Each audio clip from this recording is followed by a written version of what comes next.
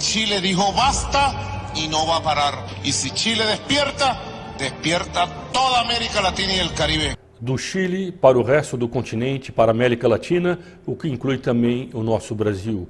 Este que acaba de falar é o ditador da Venezuela, Nicolás Maduro, que ocupa a presidência, embora não seja reconhecido por mais de 50 países, porque ele fraudou as eleições, segundo vários organismos internacionais independentes que verificaram o processo eleitoral. Fraudou a democracia que ele diz representar. Como não é raro entre os adeptos do socialismo, eles não aceitam a democracia, aliás, eles só aceitam a democracia se eles mandarem. Mas não é só isso, essas acusações agora, a elas se somam outras. Ele está desestabilizando toda a América Latina.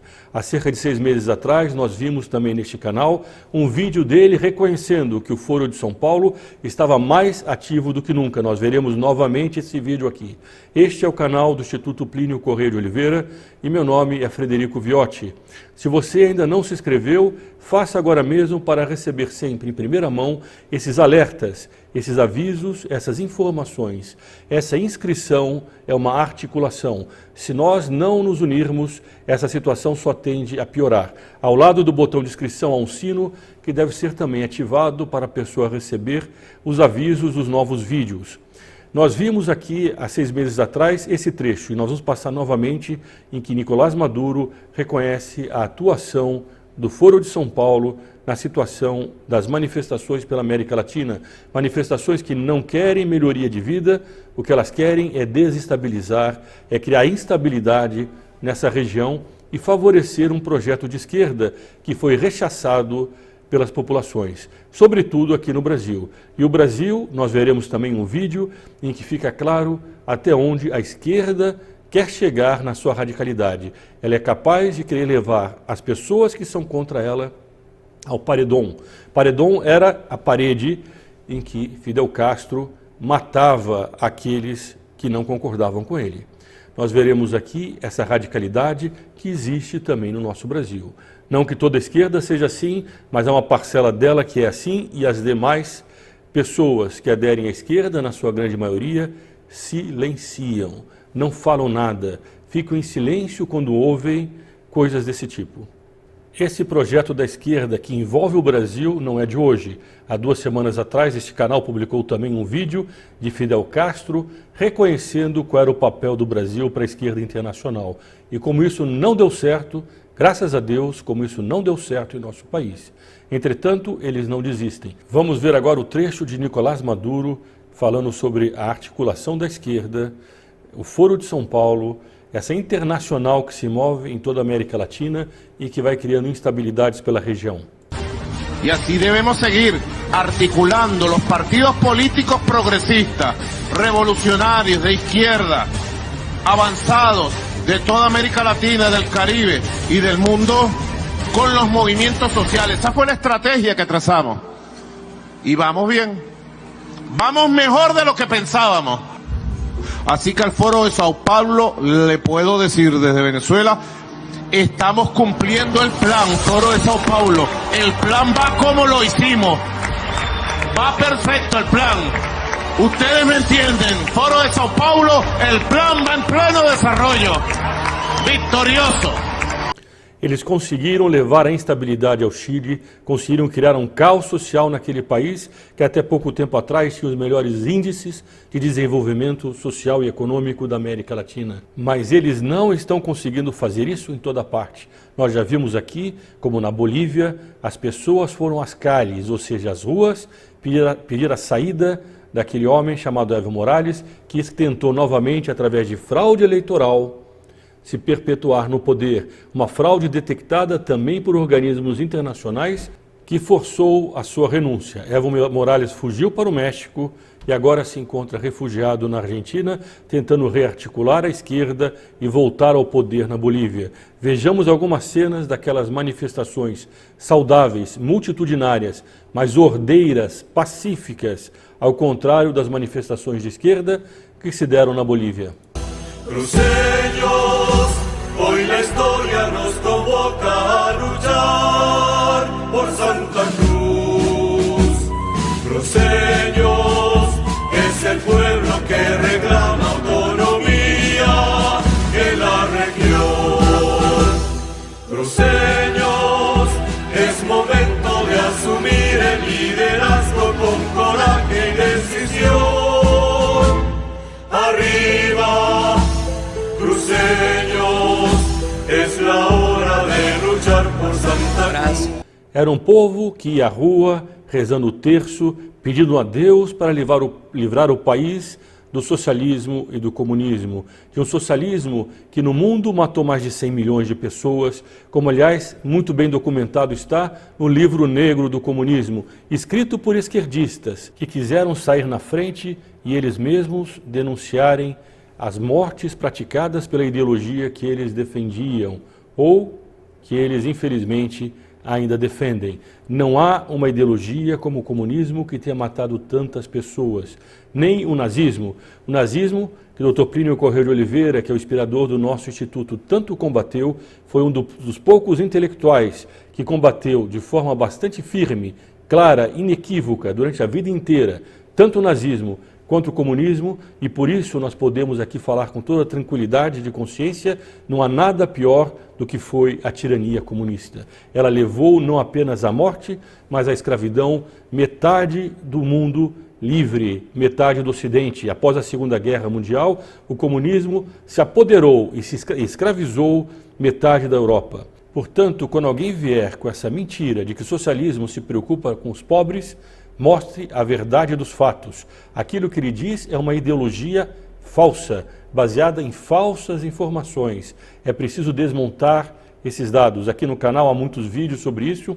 Esse livro que nós mostramos agora, o livro negro do comunismo, é irrefutável. O comunismo é muito pior do que o nazismo. Por pior que seja o nazismo, ele é péssimo e por isso tem que ser combatido. O comunismo deve ser também combatido com muito mais vigor, porque o mal que ele faz é muito maior. E, entretanto, os líderes comunistas ficam nas ruas, continuando a pregar a mesma ideologia. O nazismo é combatido e por isso é um perigo muito menor do que é o comunismo hoje em dia. E nós vimos agora esses vídeos que foram passados sobre o Foro de São Paulo, que o comunismo não morreu, ele está atuante, ele quer novamente tomar o poder. E esse risco não é só nos países vizinhos que estão sendo agora submetidos a essa onda de instabilidade insuflada pela esquerda internacional. O nosso Brasil passa pelo mesmo perigo. Vejamos um vídeo de um poema lido dentro de um congresso de esquerda por um líder da esquerda no Brasil. Vejam aquilo que ele diz e o risco que nós estamos correndo. É preciso, você que me vê, que depois compartilhe também essas informações entre seus amigos, para que eles tenham conhecimento daquilo que está se passando. A nossa situação é grave, o Brasil melhorou muito, mas a esquerda tem um projeto de poder. Ela quer voltar e ela é radical. Veja, o setor conservador é perigoso porque lança suas garras na consciência da classe trabalhadora. É nela que nós temos que nos defender contra essa ofensiva conservadora, e não no diálogo com eles. E eu espero contribuir com isso que o Gramsci chamava de intransigência, com um pequeno poeminha final do Brecht, do Bertolt Brecht, que dizia numa situação onde alguém da direita, ao ser flagrado no seu trabalho miserável de fazer o jogo da direita, pelos trabalhadores, tentava argumentar com os trabalhadores que, no fundo, ele tinha posições de direita, mas ele era uma pessoa boa, né? Ele era uma pessoa que tinha ideias próprias, que não se vendeu, que tinha convicções, que era uma pessoa sábia, né? E o Brecht, então, responde nesse poema o seguinte: é verdade, você é uma pessoa boa, porque tem convicções, mas quais são essas suas convicções? Você diz que é sábio, mas a quem serve a sua sabedoria? E contra quem ela é usada? Você diz que tem amigos, mas você tem amigos entre as pessoas que são boas ou entre os adversários? Você diz que não pode ser comprado, mas um rio que arrasa tudo numa inundação, ou um raio que fulmina uma casa, também não pode ser comprado. Nós sabemos que você é nosso inimigo, mas considerando que você, como afirma, é uma boa pessoa, nós estamos dispostos a oferecer a você o seguinte: um bom paredão, onde vamos colocá-lo na frente de uma boa espingarda, com uma boa bala, e vamos oferecer, depois de uma boa pá, uma boa cova, né? Com a direita e o conservadorismo, nenhum diálogo, luta.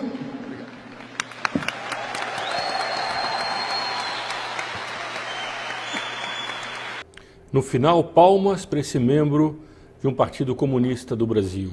Vejam agora a nota de solidariedade que foi feita a ele por outros líderes da esquerda, através de um site também da esquerda.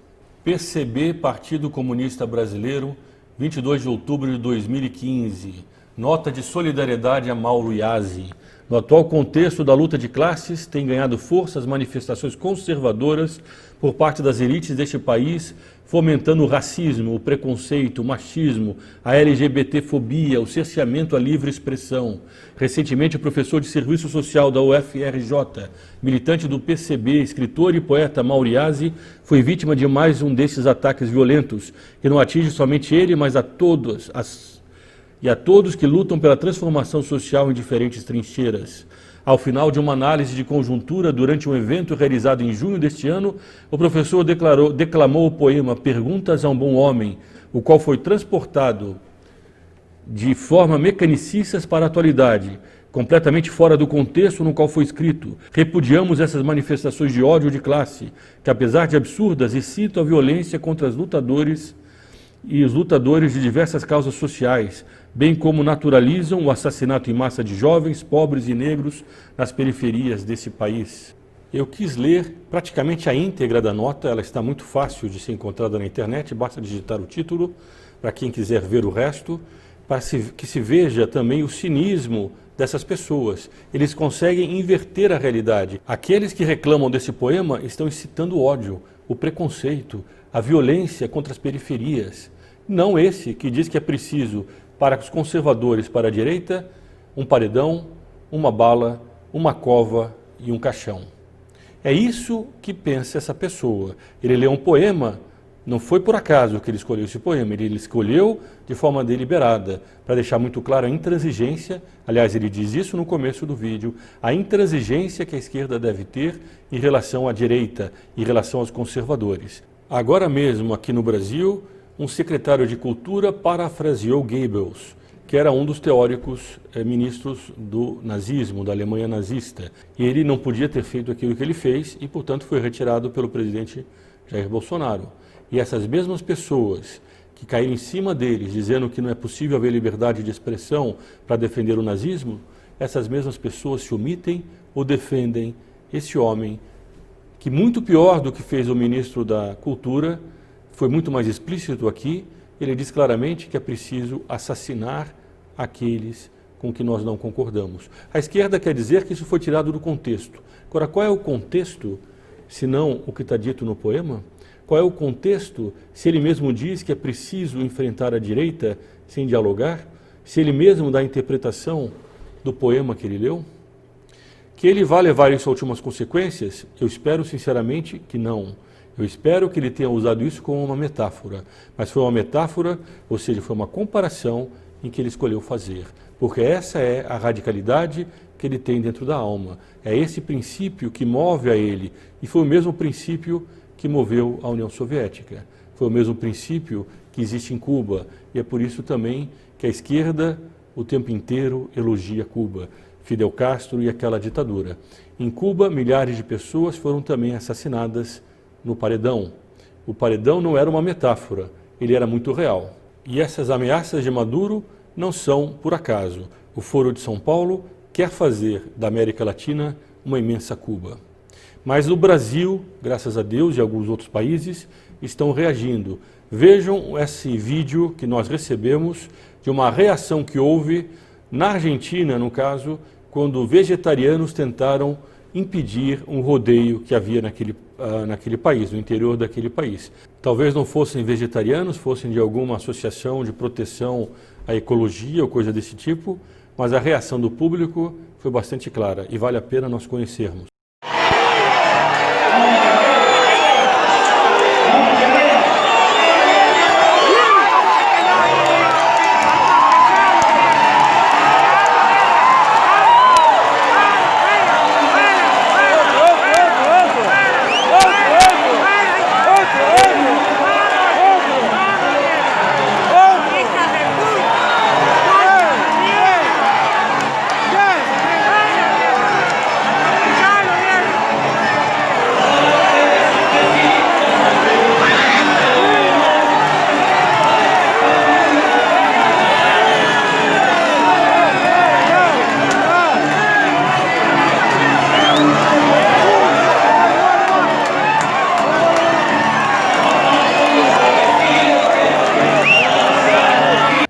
esquerda tem todo o direito de fazer as suas manifestações. Ela não tem direito de invadir um local como esse para atrapalhar o rodeio.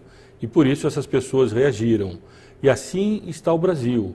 O Brasil está dentro de uma reação e isso está inibindo a atitude da esquerda. E é por isso também que o MST já tem pelo menos um ano que está completamente parado. Na época do Lula, o MST era uma força que ameaçava o campo do Brasil e a todo momento se usava do pavor e do medo da invasão, da queima de fazendas para tentar avançar a sua agenda. O Brasil mudou profundamente e a esquerda sabe disso.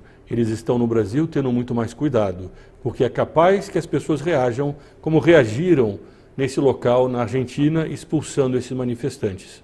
Vamos esperar que essa reação no Brasil, dentro da lei e da ordem, dentro do temperamento brasileiro, seja feita com toda firmeza e que se mantenha nos próximos anos. Se você gostou desse vídeo, compartilhe entre seus amigos, assine, inscreva-se no canal, faça parte dessa articulação de pessoas que está preocupada, verdadeiramente preocupada, com os rumos do nosso país. E faça parte também do grupo que colabora com este canal. Aqui embaixo e aqui em cima nós colocaremos o link para que a pessoa conheça os benefícios de fazer parte do grupo de doadores do Instituto Plínio Correia de Oliveira. São benefícios exclusivos, como o recebimento mensal da revista Catolicismo, a missa nas intenções deles, as orações. É importante que você também conheça. Acesse o link para essas informações. Viva Cristo Rei e sua Mãe Maria Santíssima!